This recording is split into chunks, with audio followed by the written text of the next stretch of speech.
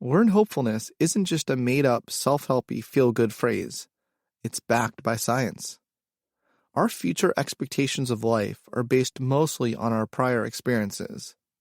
When we cultivate experiences that provide us with more empowered messages about life and our abilities, that becomes what we expect out of life.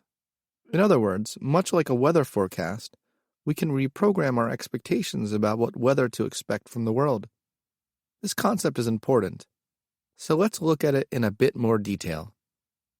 In her book, 7.5 Lessons About the Brain, neuroscientist Lisa Feldman Barrett describes how our brains function to create our experience of life.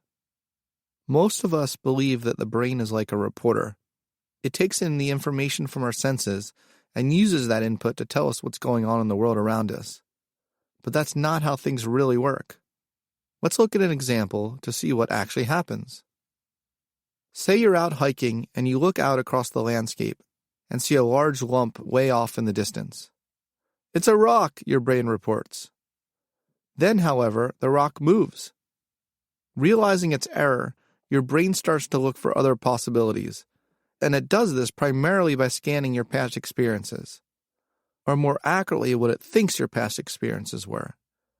Memory is reliably unreliable.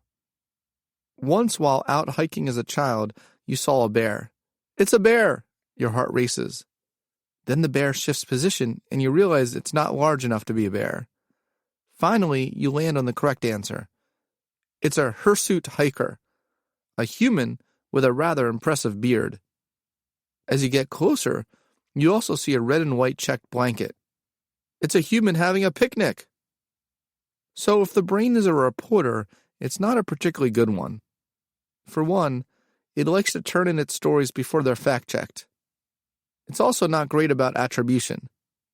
For instance, it can misinterpret body signals.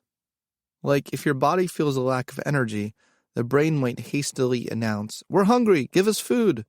In fact, that lack of energy is because of dehydration, and what you really need is water. Or you might experience a rapid heart rate and sweaty palms. "We're afraid," your thoughts declare. In reality, you're about to step on stage to deliver a presentation for which you're very well prepared. The truth is that you're more excited than anxious. What does all of this have to do with overcoming adversity and learning hopefulness? When our brain tells us life will always be like this, it's not stating a fact, it's making a prediction. You see, instead of a reporter, your brain is actually a prediction machine.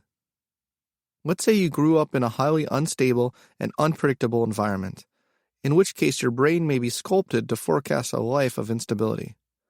So you may overgeneralize, "The world is unsafe," and be acutely attuned to cues of instability.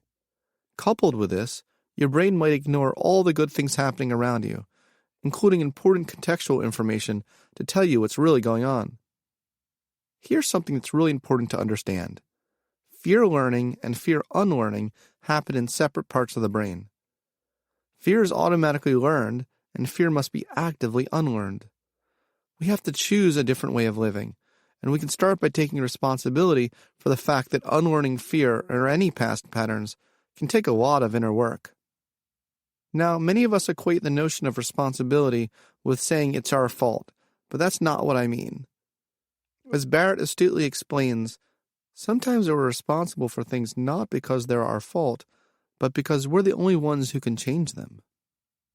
When you take responsibility, it's not about saying you're to blame for the fact that your mother wasn't a present parent, that you're neurodivergent, that you were assaulted, or that you have a temperament that's predisposed to experience stress more intensely.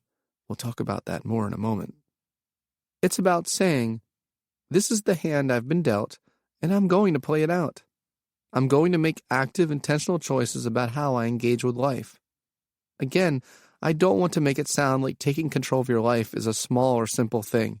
It's not by a long shot. What I'm saying is that the only person who can determine what you do with what happens to you is you. Aunt Ada chose the passive route, demanding that her family dote on her and bend to her every whim. This protected her status as one who was wronged, but it also kept her from living a rich and full life. Then she made a different choice.